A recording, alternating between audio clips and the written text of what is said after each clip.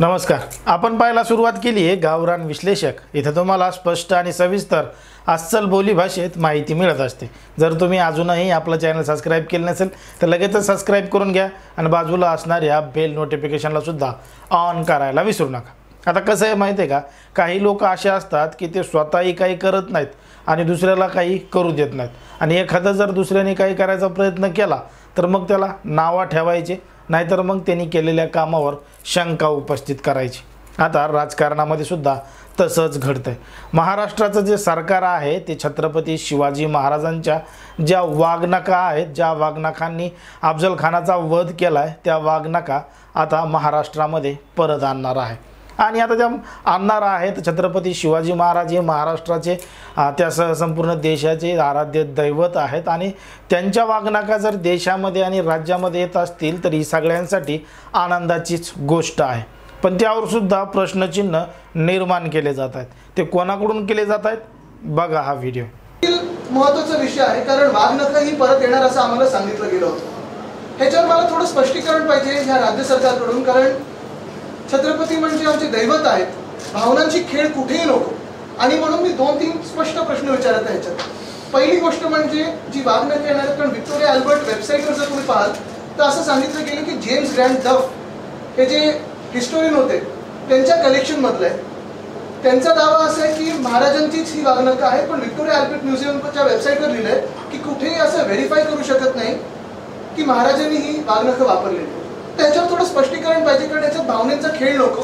खरोखरही असतील तर आमची तर मागणी आहे की जे काही करायला लागेल ते करा, पण इथे ती वाघनखं आली पाहिजे.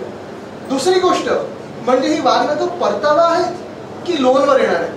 कारण जो GR निघालेला आहे, हा GR माझ्याकडे आहे, ह्या GR मध्ये लिहिलेलं आहे सादर वाघनखं जनमानसाच्या दर्शनाकरिता राज्यास 3 वर्षाकरिता उसनवार तत्वावर देण्यास व्हिक्टोरिया अल्बर्ट म्युझियमनी मान्य केलेलं आहे. म्हणजे लोनवर आहे की परतावा आहे. जर परतावा असेल तर महाराजांचं मंदिर व्हावं आणि त्याच्यात ही वाघनखं ठेवली जावी. पण पहिली गोष्ट म्हणजे ही वाघनखं शिवकालीन आहेत की छत्रपती शिवाजी महाराजांनी वापरलेली आहेत ह्याचं स्पष्टीकरण यावं. आणि दुसरं म्हणजे हे लोन आहे की परतावा आहे. कारण जर परतावा असेल तर चांगला आनंद आहे, सगळ्या मंत्रिमंडळाने जाऊन त्यांचं स्वागत केलं पाहिजे, आम्ही पण सगळे वाजत गाजत स्वागत करू. पण हे सरकार जनतेशी खोटं बोलणं हे योग्य नाही, आणि म्हणून ह्याचं स्पष्टीकरण मंत्री महोदयांनी दिलं पाहिजे.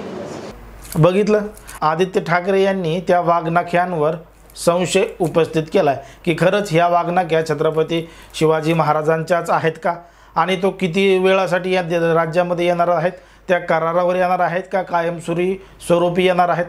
म्हणजे इथं कसं झालं आहे माहिती आहे का, टीका करायची, नावं ठेवायची, म्हणून कोणत्याही गोष्टीला ठेवायची.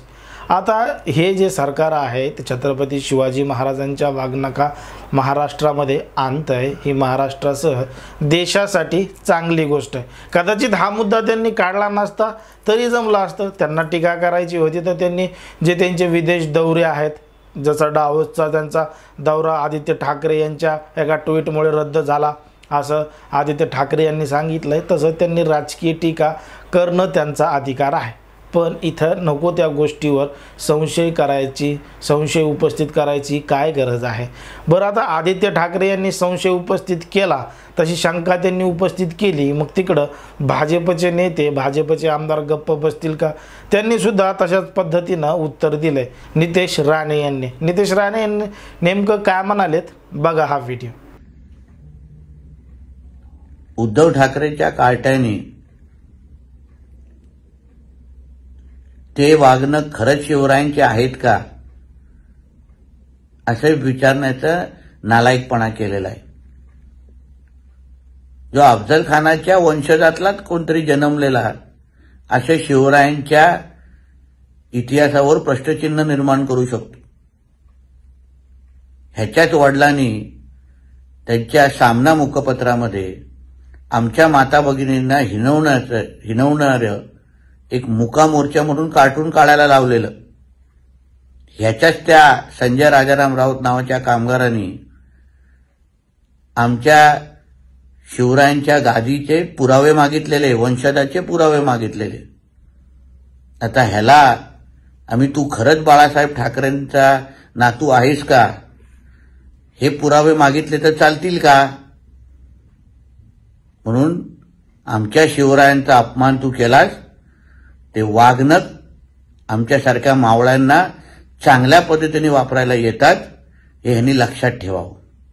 आता ज्या पद्धतीनं आदित्य ठाकरे यांनी छत्रपती शिवाजी महाराजांच्या वाघनख्यावर प्रश्न उपस्थित केला, त्या अगोदर संजय राऊत यांनी छत्रपती उदयनराजे भोसले यांच्यावर संशय उपस्थित केला होता. आता नितेश राणे यांनी सुद्धा आदित्य ठाकरे यांच्यावर संशय उपस्थित केला आहे. म्हणजे बघा, एका वाक्यामुळं किती वाक्य तयार होतात. कोण कशा पद्धतीनं टीका करतंय, कोण कशा पद्धतीनं बोलू लागतंय आणि राजकारणामध्ये कशा पद्धतीनं घडतंय हे आपल्याला यांच्या बोलण्यावरून समजतं.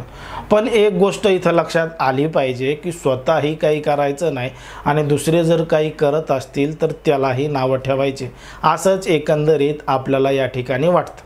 आता यामध्ये आदित्य ठाकरे यांची भूमिका महत्त्वाची वाटते का, नितेश राणे यांची भूमिका महत्त्वाची वाटते का, म्हणजे कोण प्रभावीपणे बोलतंय, कोणाचं लोकांना म्हणणं आवडतंय, आता हे जनताच सांगेल. ते सुद्धा तुम्ही आपल्याला कमेंटमध्ये अगदी स्पष्टपणे सांगा. आणि अशाच पद्धतीचे नवनवीन व्हिडिओ पाहण्यासाठी आपल्या चॅनलला लगेच सबस्क्राईब करून घ्या. धन्यवाद.